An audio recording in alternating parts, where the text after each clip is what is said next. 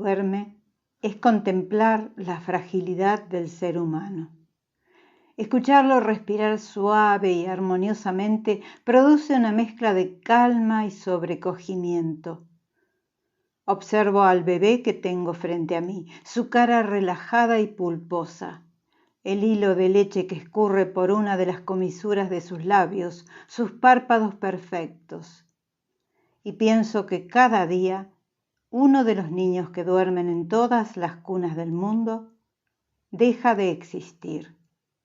Se apaga sin hacer ruido como una estrella perdida en el universo, entre miles de otras que siguen alumbrando la oscuridad de la noche, sin que su muerte provoque en nadie desconcierto, con excepción de sus parientes más cercanos. Su madre queda desconsolada de por vida, a veces también su padre. Los demás lo aceptan con resignación pasmosa. La muerte de un recién nacido es algo tan común que a nadie sorprende, y sin embargo, ¿cómo aceptarla cuando uno ha sido alcanzado por la belleza de ese ser intacto? Veo a este bebé dormir enfundado en su mameluco verde, con el cuerpo totalmente suelto, la cabeza hacia un lado sobre la pequeña almohada blanca. Y deseo que siga vivo, que nada perturbe su sueño y tampoco su vida. Que todos los peligros del mundo se aparten de él y el vendaval de las catástrofes lo ignore en su paso destructor. Nada te sucederá mientras yo esté contigo, le prometo, aun sabiendo que miento, pues en el fondo soy tan impotente y vulnerable como él.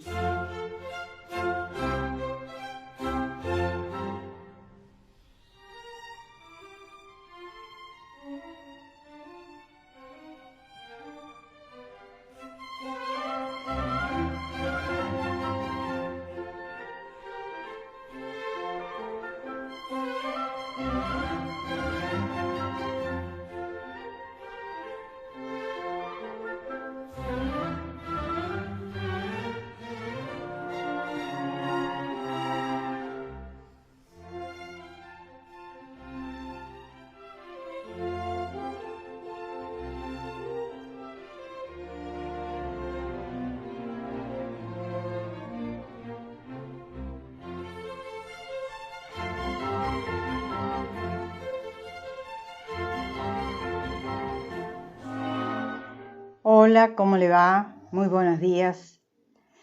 Bueno, lo que les acabo de leer es, digamos, la primera parte del libro que he elegido para hoy, que se llama La hija única, y que en la página 11, la autora, Guadalupe Nettel, se encarga de hablar de lo que es un niño, un bebé, y de la fragilidad del ser humano.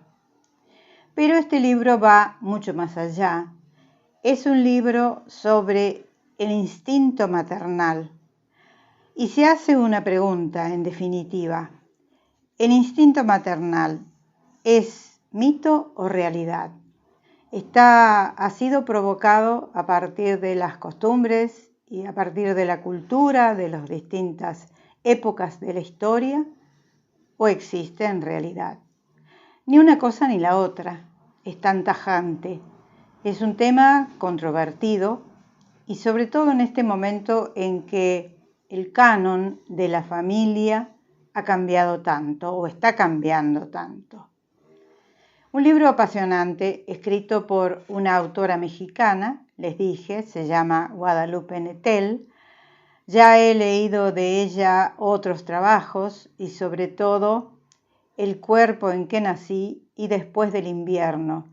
Después del invierno, que fue premio Herralde de novela en el año 2014, me acuerdo que me fascinó porque ya ella se empezó a dar a conocer como una voz diferente dentro de la narrativa latinoamericana o hispanoamericana, como usted prefiera, porque ella es oriunda de México.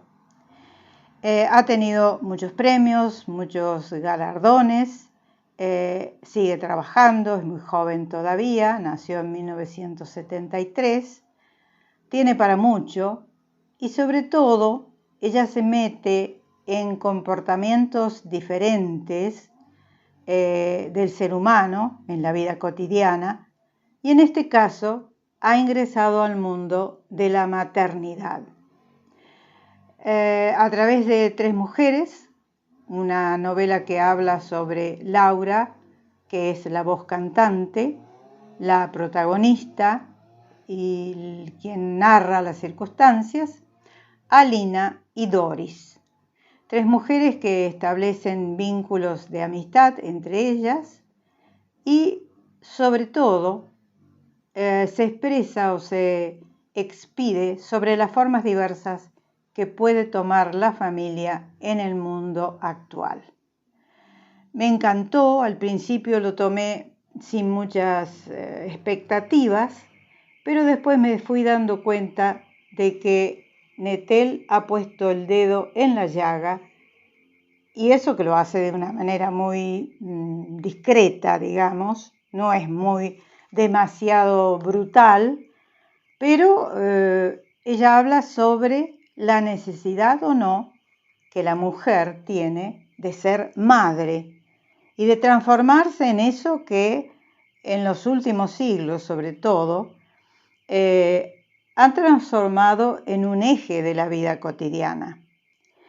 Estas reflexiones que hace Nettel en La hija única, en realidad cuestiona a ese estereotipo que hay de la madre abnegada, sumisa, sufriente, a quien no se le permite quejas ni vulnerabilidades, dedicándose en cuerpo y alma a sus hijos. Y al mismo tiempo, ella, queriéndolo seguramente, hace un cuestionamiento de la sociedad patriarcal que le ha endilgado a la mujer el hecho de que sea el gran sostén de la familia y sobre todo de los hijos, haciéndose una gran pregunta también. El niño es vulnerable, el bebé recién nacido necesita quien lo cuide y entonces se acude a la figura materna. Pero todo eso se ha ido modificando y se está modificando permanentemente en distintas ramificaciones en que no solamente o no necesariamente la madre tiene que ser el sostén y el eje de la vida de un niño o de la vida familiar. ¿Para qué vamos a hablar de todo esto ahora que las familias han cambiado tanto? O el tipo de familia o la familia tipo se ha modificado tanto. La hija única, este libro de Guadalupe Nettel, no solamente trata o pone en cuestionamiento la imagen de la madre que todo lo sacrifica por sus hijos sin quejarse nunca, sino la posible sustitución de esa figura materna a través de otra gente que puede emplear, digamos, métodos parecidos para sostener al niño y para guiarlo, para conducirlo, para alimentarlo, para tantas cosas que puede llegar a tener, necesidades que puede llegar a tener un niño. Pero la protagonista autora de este libro ha decidido que no quiere tener hijos. Ella se yergue dentro de esa postura, dentro de esa posición. Y en la página 15, Laura dice lo siguiente: debo admitir que nunca me he llevado bien con los niños. Si se me acercan los esquivo y cuando me resulta inevitable interactuar con ellos, no tengo la menor idea de cómo hacerlo. Me cuento entre las personas que se tensan por completo si en un avión o en la sala de espera de algún consultorio escuchan el llanto de un bebé y que enloquecen si éste se prolonga durante más de 10 minutos. Tampoco es que los niños me disgusten por completo. Verlos jugar en un parque o descuartizarse por un juguete en el arenero puede incluso resultarme entretenido. Son un ejemplo viviente de cómo seríamos los seres humanos si no existieran las reglas de urbanidad y civismo. Qué bien que está esta reflexión. El ser humano tiende a ser juguetón o tiende a jugar, pero con los años esa actitud de juego lúdica se va modificando a partir de las reglas de urbanidad. Sigue diciendo Laura. Durante años traté de convencer a mis amigas de que reproducirse constituía un error irreparable. Le decía que un hijo, por tierno y dulce que fuera en sus buenos momentos, siempre representaría un límite a su libertad, un peso económico, para no hablar del desgaste físico y emocional que ocasionan los niños. 9 meses de embarazo, otros 6 o más de lactancia, desveladas frecuentes durante la niñez y luego una angustia constante a lo largo de su adolescencia. Además, la sociedad está diseñada para que seamos nosotras y no los hombres quienes se encarguen de cuidar a los hijos, y eso implica muchas veces sacrificar una carrera, las actividades solitarias, el erotismo y en ocasiones la pareja, les explicaba yo con vehemencia. ¿Vale realmente la pena?, se pregunta Laura en la página 16 cuando termina este párrafo. Vamos a seguir hablando de la maternidad o el instinto maternal, si es mito o realidad. Haremos un poco de historia, partiremos de la tragedia griega y después vamos a seguir hablando sobre este libro que una de sus protagonistas, Laura, tiene una decisión de no tener hijos y lo dice, lo cuenta en lo que yo le acabo de leer. Pero las otras amigas, una de ellas ya tiene un hijo y hay una de ellas, Alina, que piensa igual que Laura. No quiere tener hijos a pesar de que en ese momento está en pareja. Laura también está en pareja, pero digamos que está por dar por finalizada esa relación.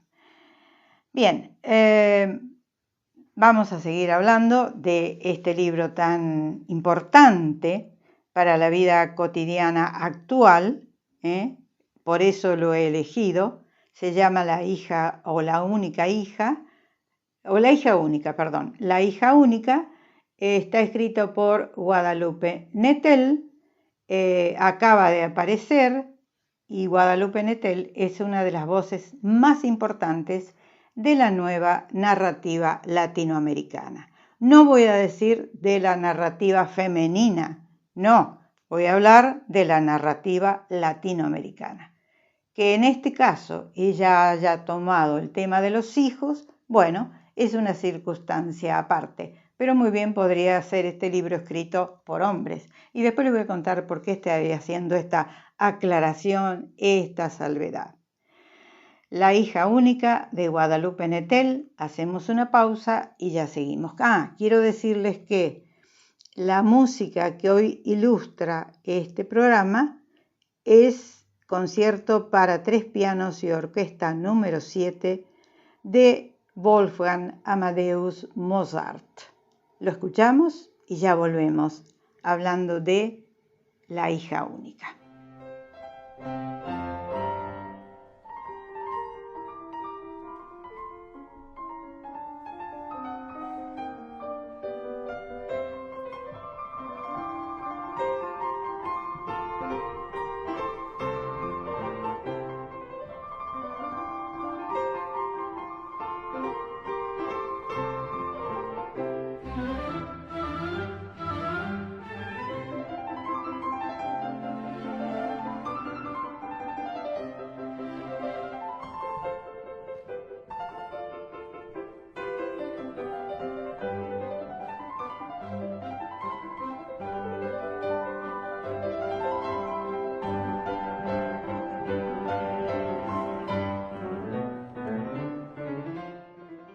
Bien, seguimos comentando La hija única antes de ir a la historia de la maternidad a través de los tiempos. Y se pregunta Laura, que es la voz cantante, la que lleva la narración adelante de la hija única, si se puede mantener la coherencia a lo largo del tiempo de una vida. Si se puede cambiar la realidad a voluntad y cuando hace falta se pueden diversificar los caminos o tomar caminos diferentes a pesar de que uno tenga una pareja, porque uno de los miembros de esa pareja decide no tener hijos. Entonces, en la página 21 dice Laura lo siguiente: cuando uno es joven, resulta fácil tener ideales y vivir conforme a ellos. Lo complicado es mantener la coherencia a lo largo del tiempo y a pesar de los retos que nos impone la vida. Poco tiempo después de cumplir los 33 años, empecé a notar la presencia e incluso el encanto de los niños. Llevaba un par de años viviendo en pareja con un artista que pasaba muchas horas en casa dedicado a su trabajo. Se llamaba Juan. A diferencia de mí, sabía y le daba placer convivir con niños. Siempre que en el parque o en casa de amigos se encontraba con uno, dejaba lo que estuviera haciendo para conversar con él. No sé si fue la influencia suya o si surgió de mi propio cuerpo, pero mientras estuvimos juntos empecé a bajar la guardia. Aunque seguía sin acercármeles, los chicos me causaban cierta curiosidad. Era bonito verlos caminar con sus mochilas a la salida de la escuela o en la calle, rumbo a la estación de trenes. Los miraba como uno ve una fruta madura cuando tiene hambre. Sin darme cuenta empecé a fijarme también en las mujeres embarazadas. Las distinguía por todas partes como si de repente se hubieran multiplicado. Y cuando coincidíamos en una fiesta o en una fila para el cine, por ejemplo, podía ocurrir que iniciara con ellas alguna conversación. Tanta era la curiosidad que me producían. Necesitaba entenderlas, saber si realmente habían elegido ese destino o si, por el contrario, acataban con resignación una exigencia familiar o social. ¿Cuánto tenían que ver sus madres, sus parejas, sus amigas en aquella decisión? Bueno, empieza a pensarlo, empiezan a hablar con Juan, su pareja, sobre el tema de la reproducción. Él le dice, le confiesa que tiene muchas ganas de tener un hijo y que esperaba que ella se decidiera. En un momento determinado, ella se pone a pensar, sobre todo están acostados, que esa vida de familia estaba allí al alcance de su mano. Dice Laura, bastaba dejar el preservativo sobre la mesita de noche, quizá una sola vez, para cruzar el umbral hacia la maternidad. De manera similar a alguien que, sin haber pensado jamás en el suicidio, se deja seducir por el abismo en la terraza de un rascacielos, sentí la tentación del embarazo. Bueno, él empieza a jugar con ella, intenta seducirla, en un momento determinado ella se da cuenta de que si no pone suficiente voluntad y energía, se puede quedar embarazada y no estaba decidida a aceptarlo tan fácilmente. Entonces se levanta de la cama, al día siguiente pide turno en el consultorio de su ginecólogo y le pide que le ligue las trompas. Lo hace, después, llamó a Lina, le cuenta a Lina, que era la otra de las amigas que no quería tener hijos, y a partir de entonces las cosas con su pareja empiezan a disgregarse, digamos. Si antes disfrutábamos juntos del silencio, dice Laura, yo leyendo mientras él pintaba en su estudio, o viendo cine clásico, o caminando por el cementerio vecino a nuestra casa, ahora teníamos la sensación de perder el tiempo. La paciencia nos fue abandonando. Nos desesperábamos mutuamente. No fue una agonía larga y tampoco una ruptura excesivamente doloroso, solo la constatación de que teníamos proyectos de vida distintos. Bueno, ella se fue, dejó el departamento, se fue a Katmandú, durante un mes se dedicó a peregrinar por distintos monasterios, aprendió mucho de la cultura oriental y finalmente un día un mail le anunció Juan, su pareja o su expareja, que estaba saliendo con una muchacha que había quedado embarazada, y él le dice: te conozco, Laura, sé que no te gustaría enterarte por otra persona, así que he preferido decírtelo. Bueno, la noticia la entristece, pero cree ella que de alguna forma la ayudó a cortar con el pasado. Volvió, se juntó con Alina, hablaron de la ruptura con su expareja y de su inminente paternidad. Le dice que está bien después de la ligadura de trompas que se ha hecho, que la vida sigue, y también se pregunta si no tiene que ver, o la decisión de Juan no tiene que ver con un mandato familiar o con un mandato social. Ella no daría marcha atrás, a pesar de que le entristece el hecho de que su expareja va a tener un hijo con otra mujer. Y le dice en la página 27 a Alina, Alina le dice a Laura que está modificando un poco la decisión de tener o no tener hijos. Y le dice lo siguiente: ¿te das cuenta, Laura? Durante años temí repetir los errores que cometió mi madre con mi hermana y conmigo. Tuve que desactivar ese miedo para atreverme a ver que en realidad yo sí deseo formar una familia. Quiero tener esa experiencia, Laura. Sueño con ello. Y lo siento si te estoy decepcionando. Alina tiene su pareja, que se llama Aurelio, y bueno, está modificando la forma de pensar. Una mujer que ya tiene 33 o 34 o 35 años, que es lo que está sucediendo en muchos casos en la actualidad. Advierto que hay mujeres que primero le dan prioridad a su carrera, a su trabajo, a sus ganas de viajar.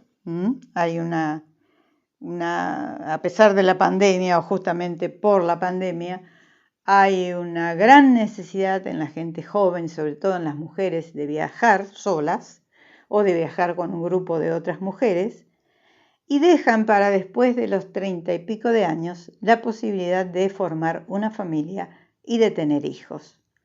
Bueno, hacemos otra pausa musical y después sí, ya vamos a ver qué dice la historia, qué habla o qué dice la antropología sobre las distintas situaciones que han vivido las mujeres a lo largo de los tiempos, cuando desde no tener ninguna influencia en las capas sociales hasta ahora en que tiene tanta influencia, sobre todo en el siglo XX, ha tenido tanta decisión en las capas sociales la presencia femenina y sobre todo la presencia femenina en forma de madre, madre proveedora, madre protectora, madre que se aviene a los deseos masculinos a partir de una sociedad patriarcal y machista. Bueno, todo eso después de esta pausa lo seguimos comentando hoy que hemos traído este libro que se llama La hija única.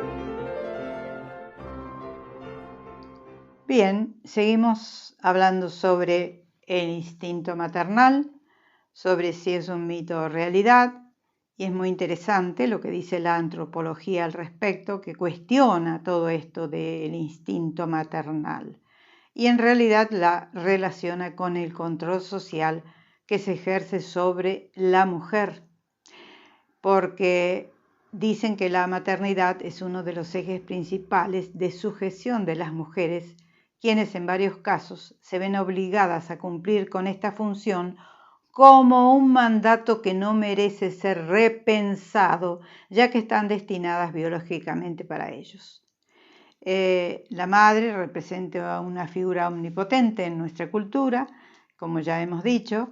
Diferentes discursos se encargan de nutrir esta noción, creando mujeres o mujeres madres, poderosas pero al mismo tiempo vulnerables. Y hay algo muy interesante que dice un antropólogo, que la maternidad en Occidente transitó por varios momentos históricos.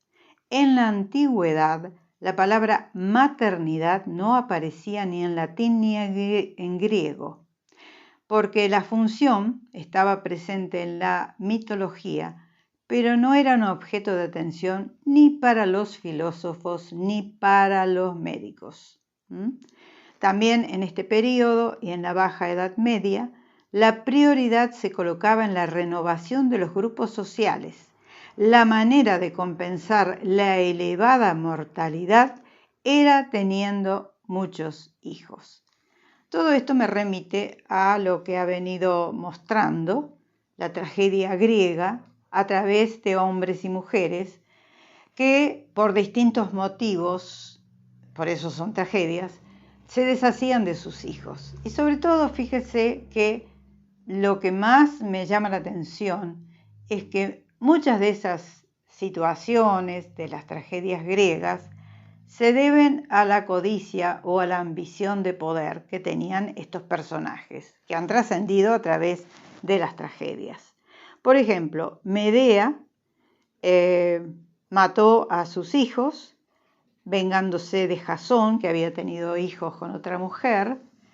Esta tragedia de Eurípides la muestra como una mujer dominante que tenía ansiedad de poder. Quería ejercer el poder sobre su esposo.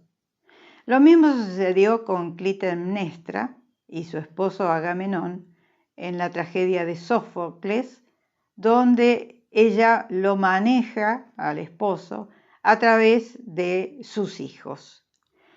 Y estoy pensando en Saturno, que devoraba a sus hijos, lo vemos en los cuadros de Goya y de Rubens, por el pacto que había hecho con su hermano Titán para mantener el poder.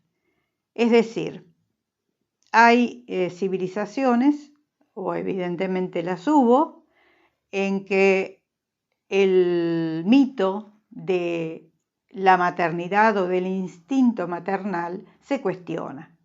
Lo mismo sucedió en la Edad Media, donde las hambrunas y las muertes por pestes eran tan frecuentes.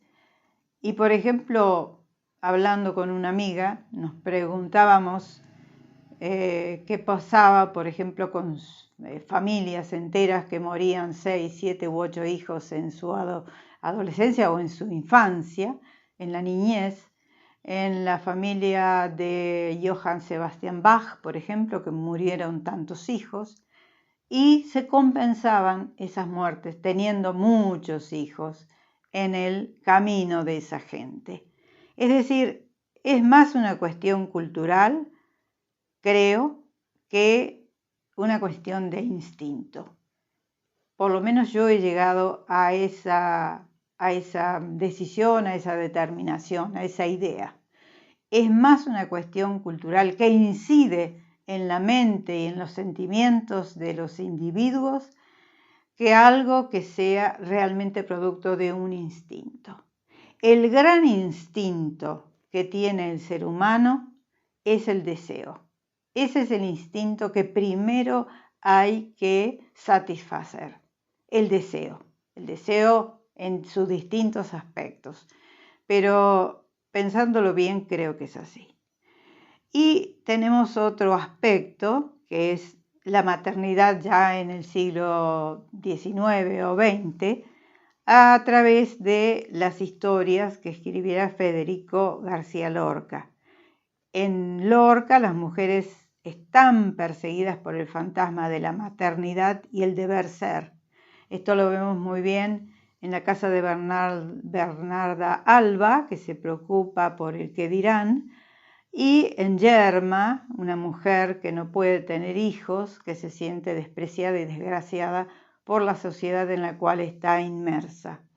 Y eso se ve a partir de Lorca, se ve en muchísimas de las novelas del siglo XX, donde se puso, y a través del cine también, en un tapete la capacidad maternal de las mujeres y el instinto maternal en todo su apogeo.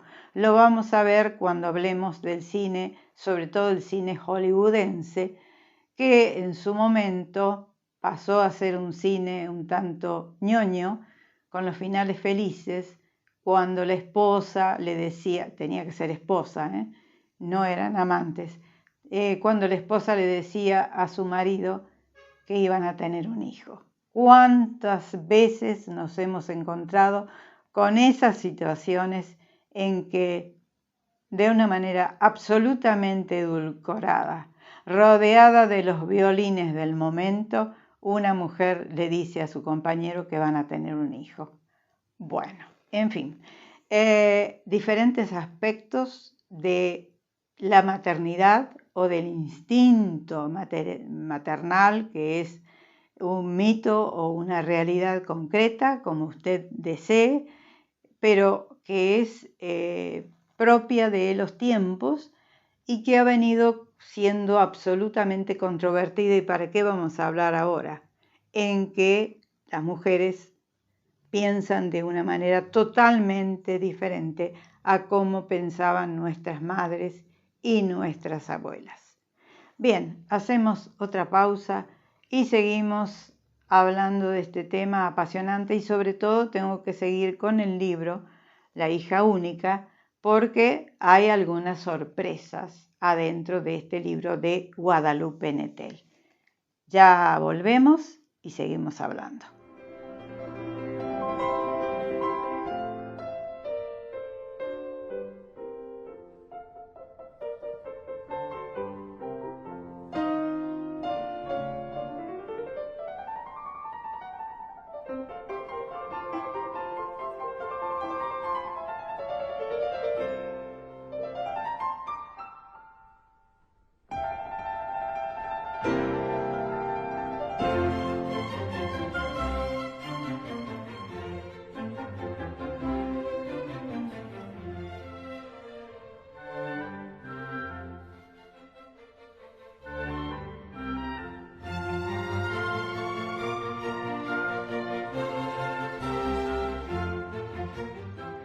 Bien, voy a seguirles contando sobre cómo sigue esta historia de Alina, que ha quedado embarazada, para desilusión o decepción de Laura, que se da cuenta que, bueno, ya no va a ser más su compinche, su cómplice, y bueno, Laura se aviene o se resigna, digamos, a que Alina, con mucha alegría, le informe que está embarazada. Alina y Aurelio se preparan con todo su amor para la llegada de esa niña. Va a ser una niña, Inés, ya tiene su nombre, y sucede algo en el camino. La llaman, cuando ella ya está en varios meses de gestación, la llama el médico que la está atendiendo. Varios médicos la atienden en realidad. La llaman y el médico quiere hablar con ella. Entonces le habían hecho una resonancia magnética. Ella tuvo un ataque de pánico durante la resonancia, que el médico le dice que eso le ocurre a mucha gente. Y entonces ella le dice que las imágenes habían sido recuperadas y que la doctora Bianchi, la que le había hecho la resonancia, había podido recuperar esas imágenes y se las había enviado al médico y a ella también.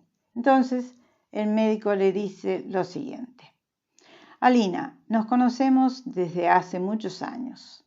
Sabes que los aprecio a los dos, a ti especialmente. Por eso me cuesta tanto darte esta noticia.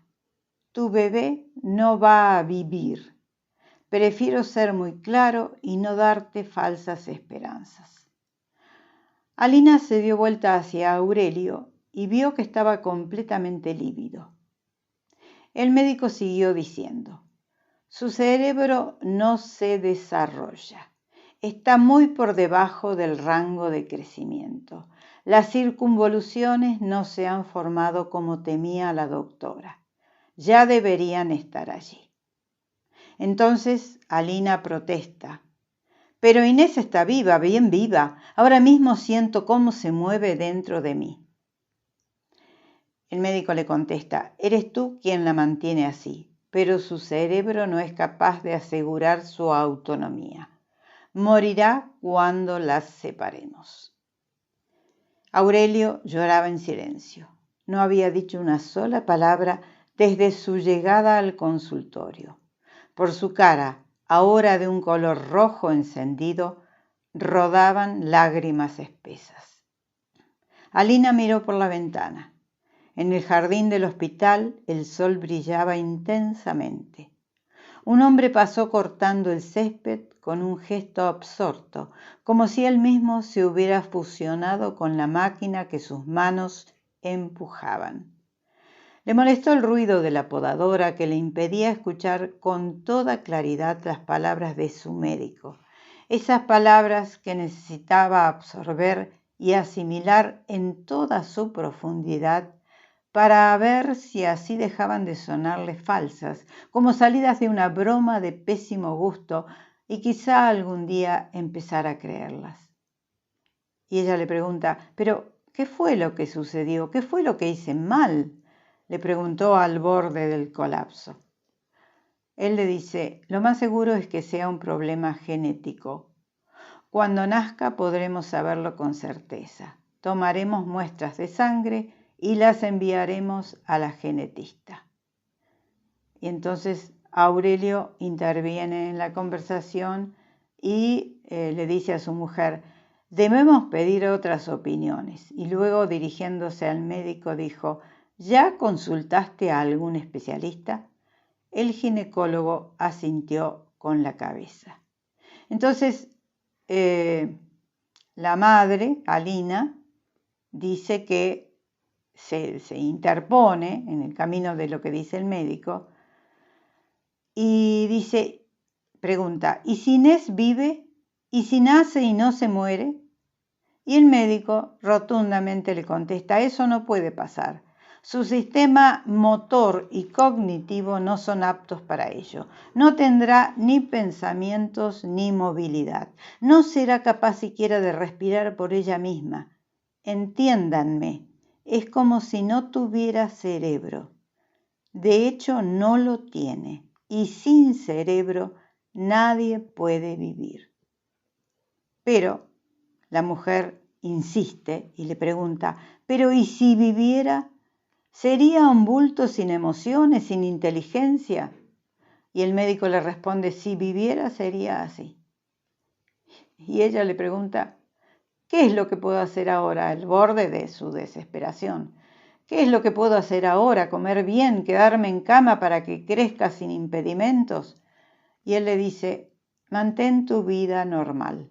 La verdad es que ni tú ni yo podemos hacer nada a estas alturas. Nadie puede. Bueno, allí empieza la odisea espantosa de esta pareja, a quienes le avisan a los dos integrantes que su hija no va a vivir y si vive va a ser un ente, una cosa.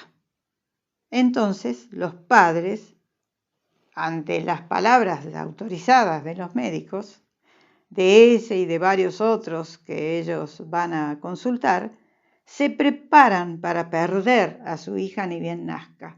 Hasta van a un tanatólogo.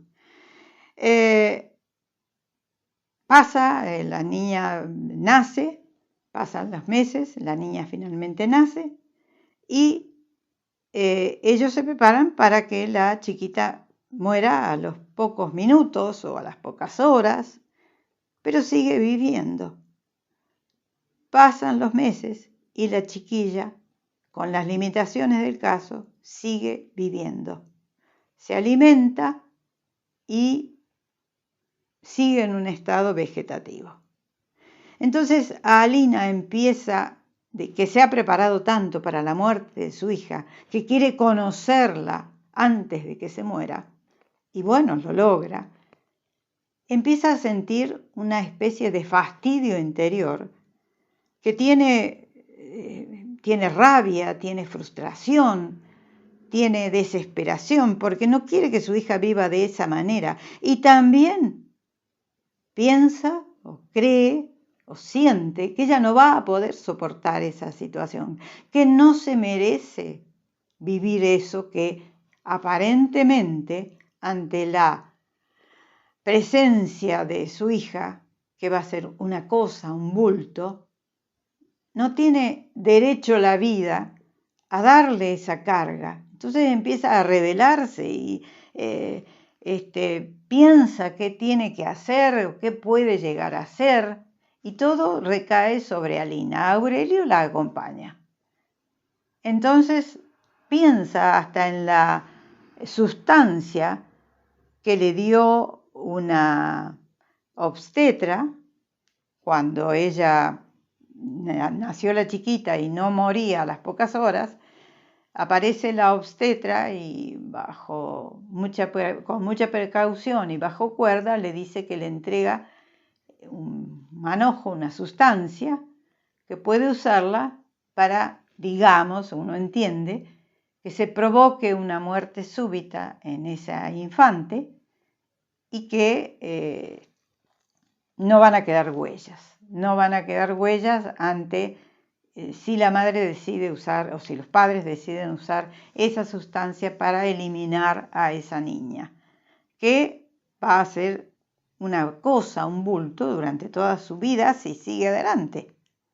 Bueno, entonces, ante esa situación, cuando ya los padres no dan más, se la llevan a su casa, la chiquita sigue viviendo, habían desmantelado toda la habitación que habían preparado con tanto cariño para ese bebé que iban a nacer, y después cuando se enteran de lo que les dicen los médicos, les aseguran los médicos que esa niña no va a vivir, pero a pesar de todo eso sigue viviendo, empiezan a armar nuevamente todo el entorno para que esa niña viva de la mejor manera posible. Desecha la madre la posibilidad de sacarse de encima a la niña y contratan a una niñera, a una cuidadora de nombre Marlene, que se hace cargo con mucho gusto por distintos motivos, por situaciones que la novela lo cuenta, por carencias afectivas que ella ha tenido.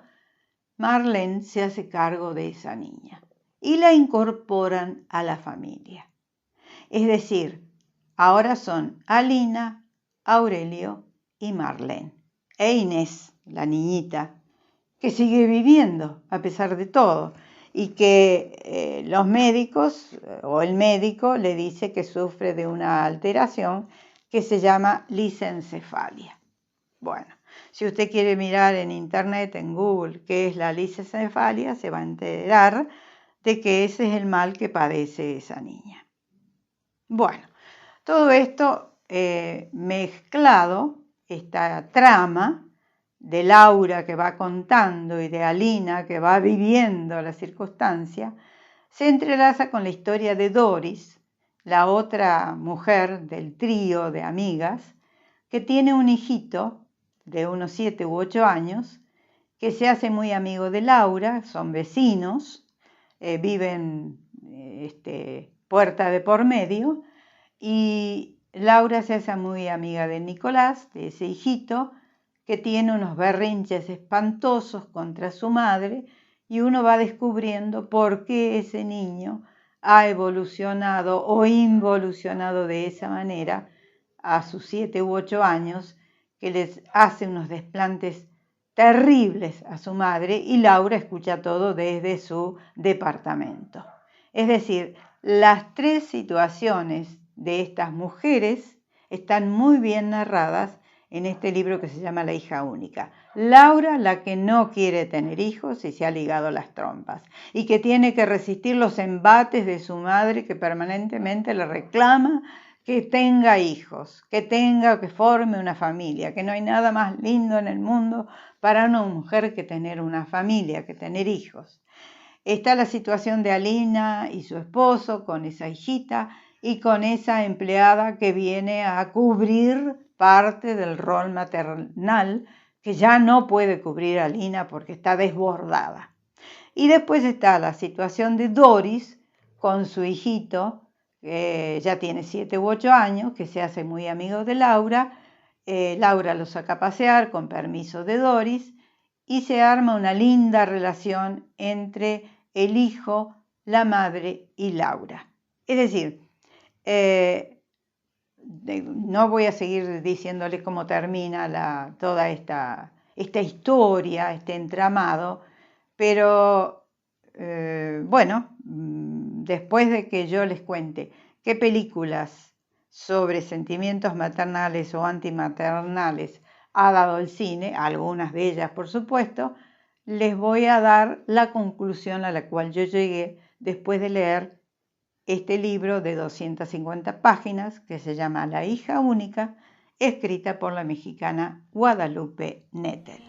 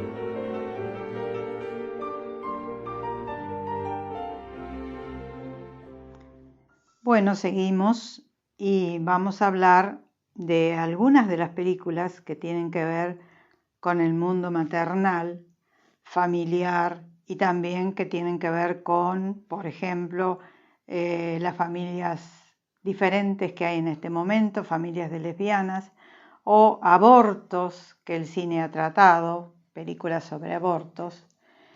Y tiene que ver todo con el mundo de la maternidad.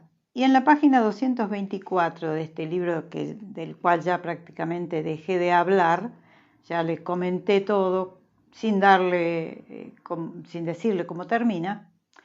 En la página 224, Laura, junto con Doris, fueron a un cineclub donde pasaban una película de la española Isabel Coixet, una gran autora de cine español. Entonces Doris dijo lo siguiente, le hace notar a Laura lo siguiente. ¿No te parece patético? Hoy están dando un ciclo de cine iraní, otro de cine negro y uno de directoras mujeres, como si la femineidad fuera un país o un estado mental. ¿Acaso las mujeres no hacen cine negro? Su comentario me hizo sonreír, dice Laura. No, le contesté. Las mujeres vemos siempre la vida en color rosa.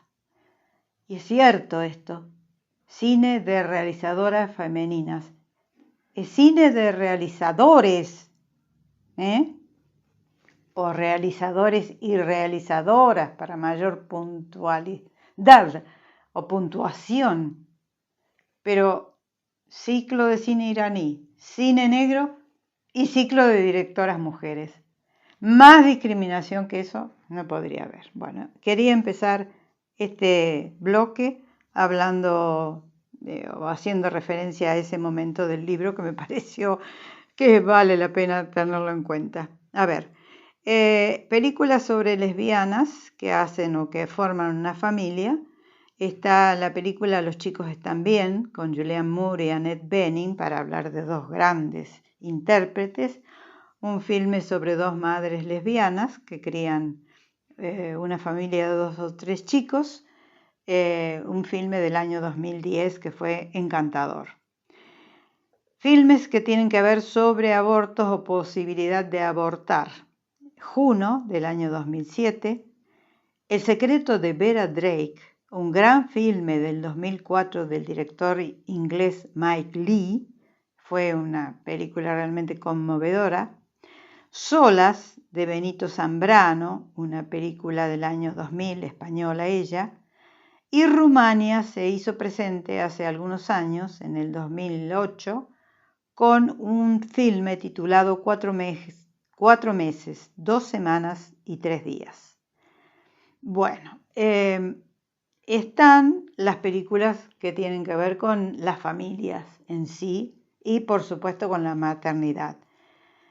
Una de esas películas se llamó Secretos y Mentiras, del gran Mike Leigh, que seguramente usted vio, de una madre blanca con su hija negra. Fue deliciosa, por cierto. Ken Loach, el gran director de cine, hizo un filme que se tituló Lady Bird, Lady Bird. No la del año 2018-19. Esta repite 2 veces la palabra Lady Bird y fue una de las películas más devastadoras que yo haya visto. Sobre la vida familiar y sobre una madre. Sobre todo sobre una madre. Hablando de relaciones de madres e hijos, hay una con Tilda Swinton del año 2012, también devastadora, que se llamó Tenemos que hablar de Kevin. Las cenizas de Ángela, un filme tremendo sobre la situación que se vivió en Irlanda a mitad del siglo XIX, cuando muchos irlandeses tuvieron que emigrar debido a la hambruna.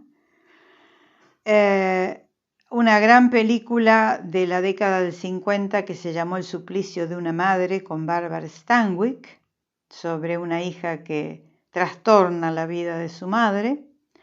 Otra sobre la relación madre-hija, muy linda, muy emotiva ella, que se tituló La fuerza del cariño, con Shirley MacLaine.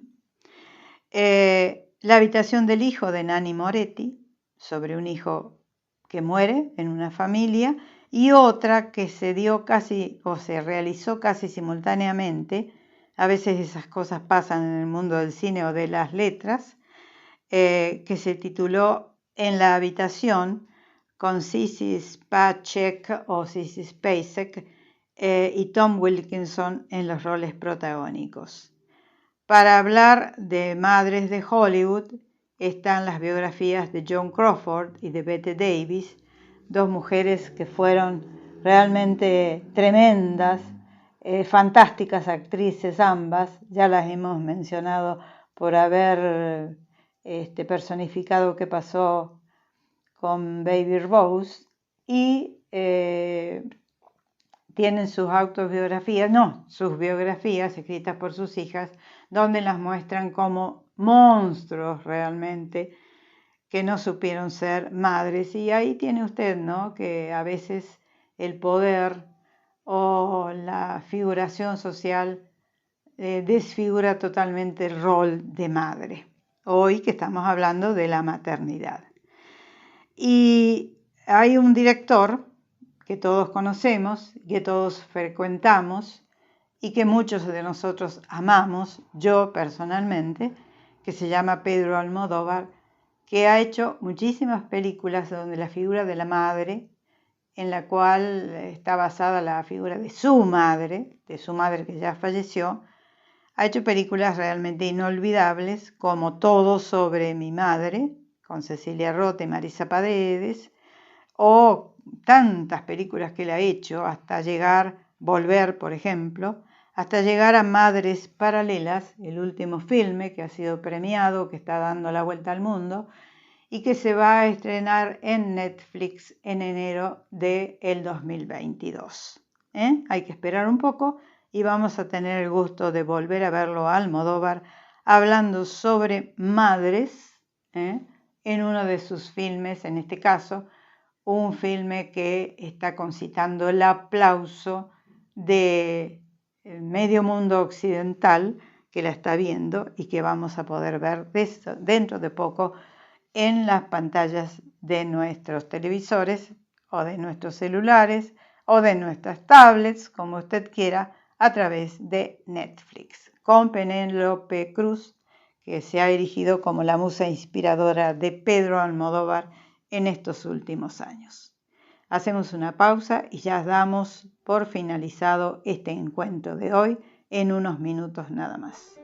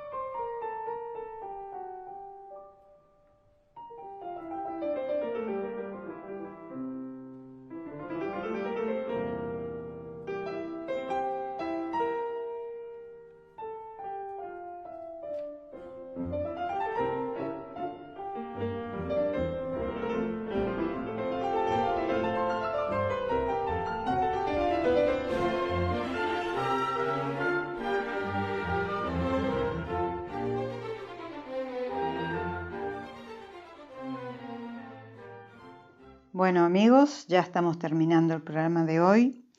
Quiero antes decirles que en la sala teatral Medida por Medida, el viernes a las 21 horas habrá una función del último trabajo que está llevando a cabo esta gente de teatro, que se titula Temporalmente Incorrectos. Es una creación colectiva con la dramaturgia de Hernán Sevilla. Eso a las 21 horas los días viernes. Bien. Y a ver, vamos a la conclusión a la cual hemos llegado después de haber leído este libro, La hija única. Primero, que no hay enfermedades, sino que hay enfermos. Esa máxima realmente se cumple en este libro, o a través de la lectura de este libro usted llega a esa conclusión. Y el libro en sí es una profunda reflexión sobre lo que se llama, o se ha dado a llamar, el instinto maternal. Todos los matices, los recursos que tiene el ser humano, el amor, porque Alina ama a su hija, y finalmente la conclusión a la cual yo he llegado, así en su totalidad, es que este libro trata sobre la aceptación de lo que nos sucede, la posibilidad de cambiar de formas, que se está dando tanto en los últimos tiempos, con todos estos movimientos, estos colectivos que a veces nos abruman un tanto, sobre todo las personas de mi generación o generaciones alrededor de la mía, que hemos vivido, nos hemos criado, hemos crecido en otro tipo de costumbres, en otras culturas, en otras formas de vida, y ahora tenemos que aceptar algo que a veces es un poco difícil de aceptar, pero bueno, para sobrevivir y llevarnos con afecto entre todos, hay que aceptar todo. Entonces, reitero, el tema, la conclusión de este libro es la aceptación. La aceptación en nuestra vida diaria, en nuestra vida social, en nuestra vida profesional, etc. Si este libro tiene un final feliz, no sé. Puede usted llamarlo que es un final feliz, yo no le digo cómo, o si no, es políticamente correcto, pero que Guadalupe Nettel ha hecho un gran trabajo sin ninguna duda. Quiero agradecer la presencia siempre incondicional de Marcelo Moreno, de Julie Mariano, de Mercedes Ávila, que es una gran amiga y colaboradora. Estas tres personas que estoy mencionando están más cerca de mí y del programa, sobre todo. Mercedes Ávila y Rodolfo Loigue, Lito e Inés, Irene, Jorge Piva, Rosa Pedernera y Jorge Rullero desde Barcelona, un abrazo afectuoso y ese saludo que nos íbamos a dar en el mes de octubre, que no pudo ser por razones conocidas por todo el mundo, a la distancia nos damos el abrazo virtual.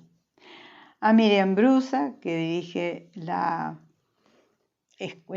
galería del Colegio de Escribanos y que además es una gran amiga. Raquel Daniele, Ketty de Molina, Elisenda Ceras también en Barcelona, a mis dos ángeles guardianes en todo lo que sea operación técnica del programa, Rogelio Flores y Gustavo Seifer. A mi nieta Pía, un abrazote, ni Pía querida, Piucha como le digo yo.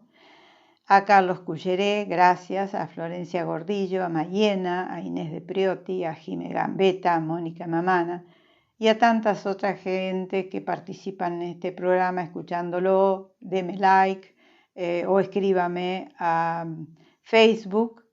Me despido con la frase que nos viene acompañando desde hace tantos años: cambiar el mundo, amigo Sancho, no es locura ni utopía, es justicia.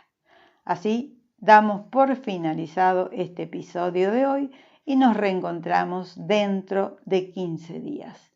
Que usted tenga un muy buen fin de semana y bueno, será hasta siempre. Chao.